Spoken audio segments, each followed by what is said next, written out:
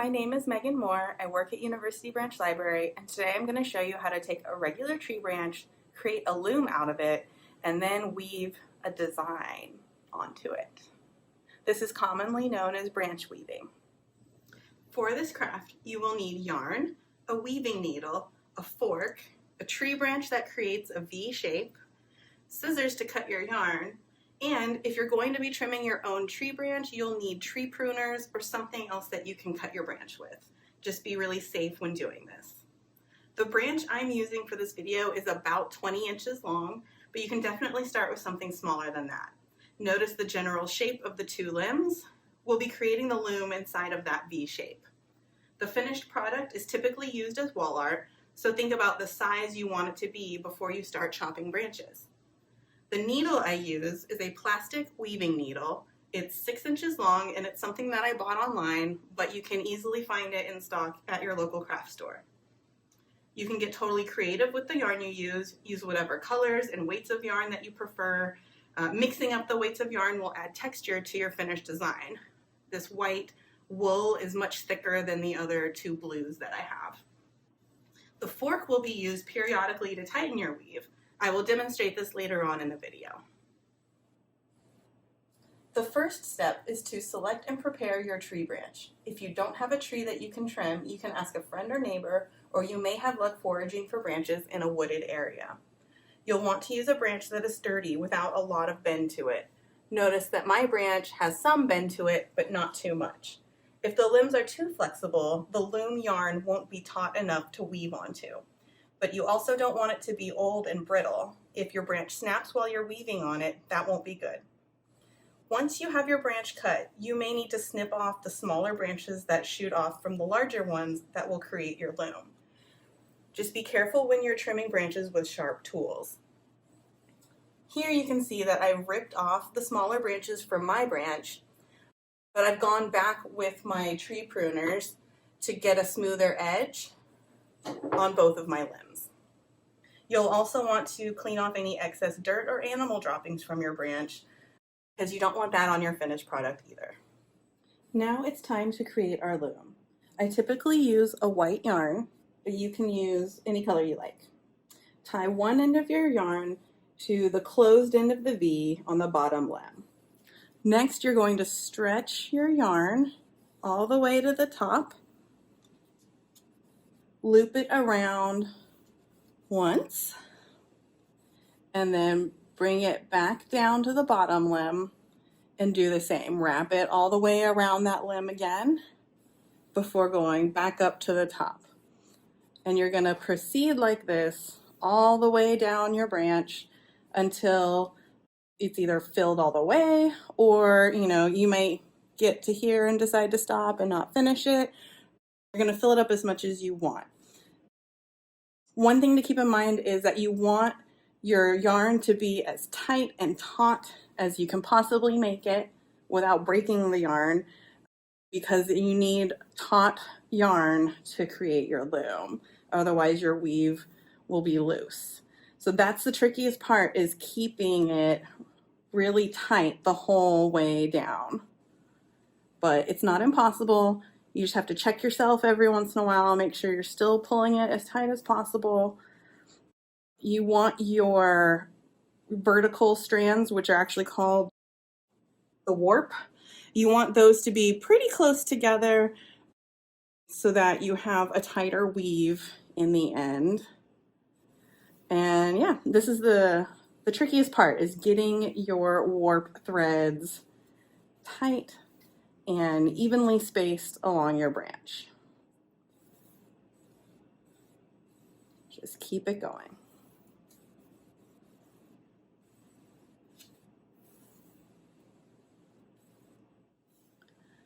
Your finished branch should look something like this. If you are an experienced weaver, you know what to do next. You simply fill in your loom with a design of your choice. There's no set pattern or weave technique that you need to use. This is where your creativity comes in. For all you beginners out there, I'm going to keep this example really simple, but you can easily access free patterns and try out different techniques and designs. Weaving patterns are really easy to read. They just tell you when a yarn should go over and under the warp threads. So we're going to start with the most basic weaving pattern, which is the plain weave, where you simply alternate going over and under the warp threads one at a time. Over, under, over, under. You can fill your entire branch with plain weave if you like, or you can experiment with other techniques to make more interesting designs. Because it's so narrow over here at the bottom of our pattern, you kind of have to go in and out kind of slowly. But when you get to like the end of your pattern, you'll be able to go in and out of several strands at a time, which I'll show you. So we just went under the one in the back there, and we're going over this one, under, and we're just going to keep doing this all along the bottom edge. And I'm going to do at least a couple rows of this plain weave, in, out, in, out, in, out, all along the bottom row here before we try something different.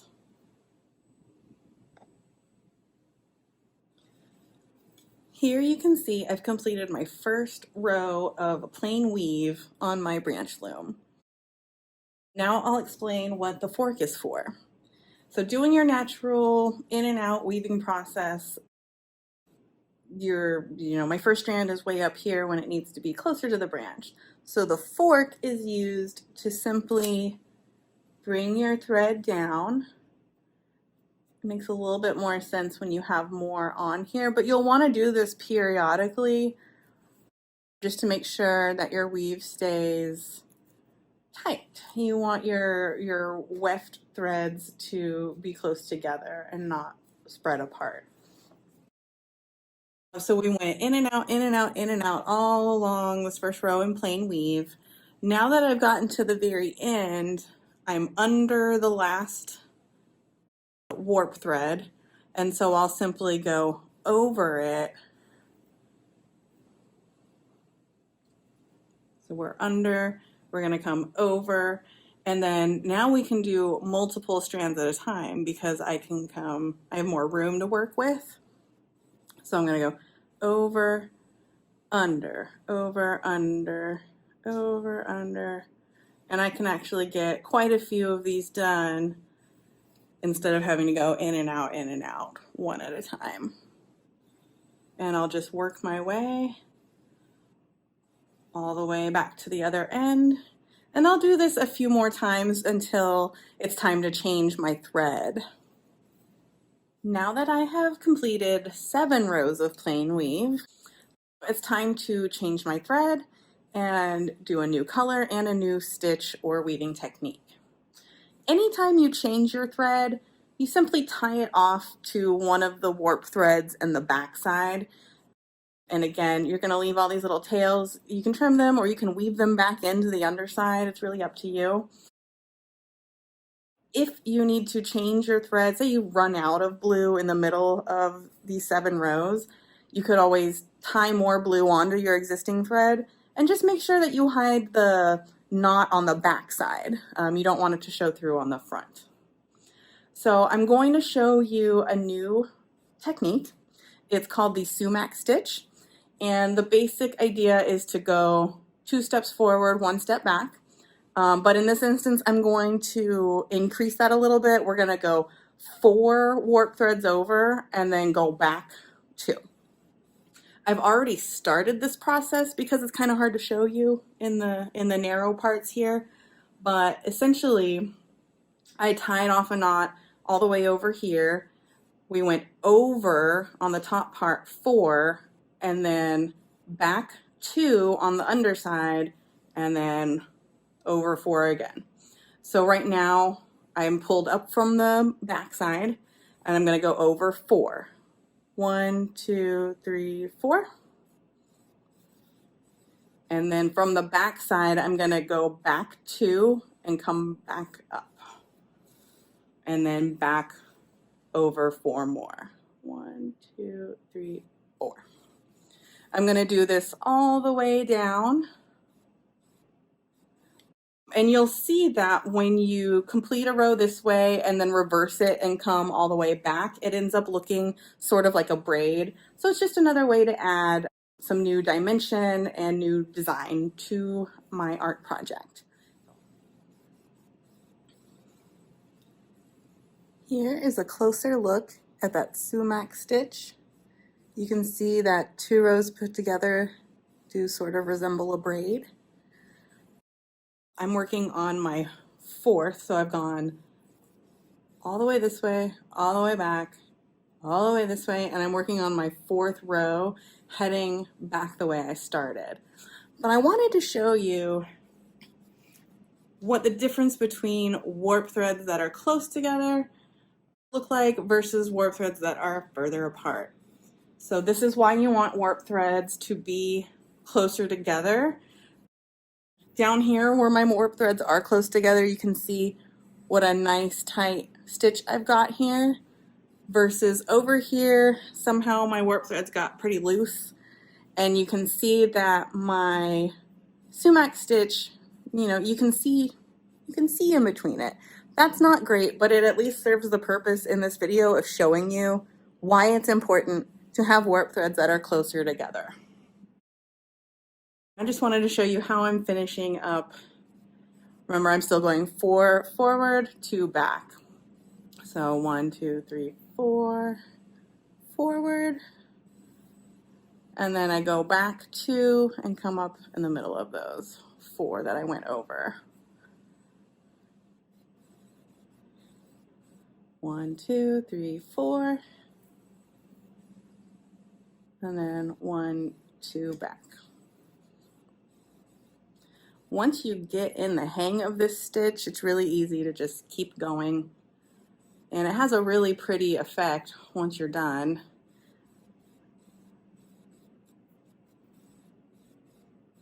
We're about right here. I've started on my 5th row of sumac stitch coming back towards the right. But instead of going all the way down, I'm going to show you how, you can stop wherever you want and double back.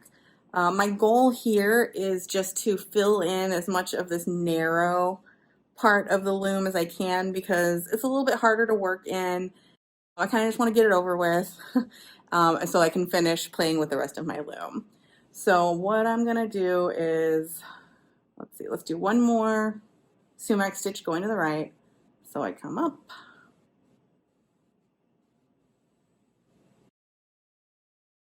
And then I'm going to go over 4 more. Come up from behind, back 2. But now I'm just going to go the other way. 1, 2, 3, 4. And then come back 2 behind. 1, 2, 3, 4. And then back 1, 2. And I'm just going to go all the way back down here. I'm going to fill up this whole little triangle. And then I'm going to bring my sumac stitch towards the top. Now I'm going to show you how you can manipulate rows of weave into waves or shapes instead of just doing straight rows. Though there's nothing wrong with sticking to straight rows either. I've set my branch down on a table so that it's easier to move the yarn around. See how easy it is? Just be sure you're grabbing the right strands. I'm purposefully leaving 2 rows of my sumac stitch on the bottom and 2 rows on the top, since I did 4 on the top and bottom. And I'm just going to make some interesting waves. You can manipulate these shapes however you want, and sticking to free form, because branch weaving is really about not sticking to a pattern, just kind of just doing what you want. And now I can fill in these shapes with another color or another pattern or stitch. I know I'm going to switch to a heavier yarn now to add more texture. Okay, I've got my thick white wool tied off over here on the back side of my branch, and I'm going to show you one more technique for weaving called the loop weave.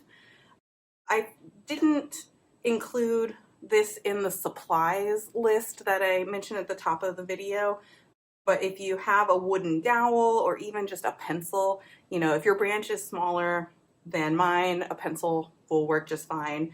But it's basically serving the purpose of being something that we can wrap our yarn around, and when we take it out, it's going to leave these cool loops behind. So I've already gotten started here. The white wool is tied off on the back side. I brought it up and over the wooden dowel and then back up the same way. So I'm gonna bring my yarn up over the dowel and then through the next warp thread. And I'm gonna do this all the way down, and then we'll remove the dowel and you can see the loops that are left behind. Up, over one warp thread and back down over the dowel. And notice I'm doing this still with my branch laying down flat on the table because this would be very difficult to do holding it up in the air like I was demonstrating previously.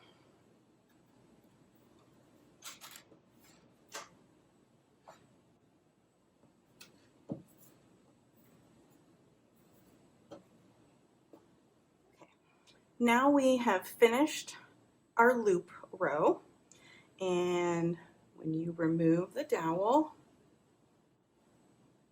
you're left with these little loops, and then you can move them down just like we moved our other stitches, and then we can place our dowel back down and start going back the other way. I'm going to fill this whole middle section in with my white loops. It's important when you're going back on your second row to not pull too tightly because you don't want to tighten these loose loops. Keep them loopy. Okay, we've completed our second row of loop weave, and again we just remove the dowel and we're left with another row of puffy little loops. It's nice because they take up more space so you can finish a little quicker. And these spots where my warp threads are, you know, unfortunately too far apart, it helps to kind of conceal that. Now I have finished about 4 rows of my loop weave with my thicker white wool. And what's nice is that you can fill as much as you want and you can still manipulate these other threads around it so that it comes up right next to it. Notice that some of the little loops might have gotten compressed or pushed down to the underside a little bit, so you can literally just take your fingers and kind of poof them out again.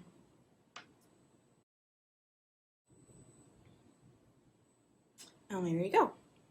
I still have this thick white wool on my weaving needle, and I'm going to continue using it, but I'm going to stop with the loop weave and I'm just going to go back to a regular plain weave, but with this thicker yarn. So you'll be able to see what that looks like. I'm going to do the top part here with more of the white. So I'm going to come up from underneath right about here and make sure that this little loop doesn't go anywhere.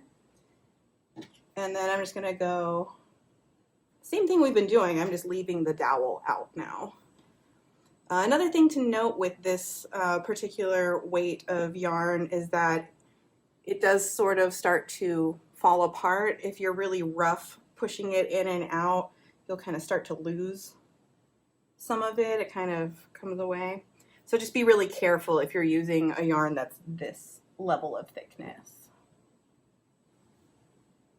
In and out, in and out. If you end up with looser warp threads like I accidentally did, the thicker yarns will help fill it in a lot more. Now I have finished using my thicker white wool yarn. You can see the difference in the amount of texture this creates, the loop weave versus the regular plain weave. The only thing I need to do now is fill in this remaining section. And I'm going to use the dark blue thread that I started with. I've got my dark blue yarn back on my loom so that I can fill in this area. And once again, this is where the fork comes in handy because the tighter spaces are definitely harder to use your fingers to tighten your weave. The fork is definitely useful during this process.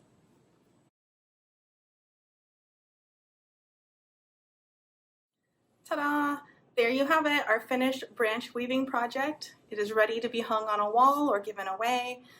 Don't forget to snip off any loose ends you might still have here. And that is pretty much it. I hope that you've enjoyed this video and that you make your own branch weaving art and enjoy it.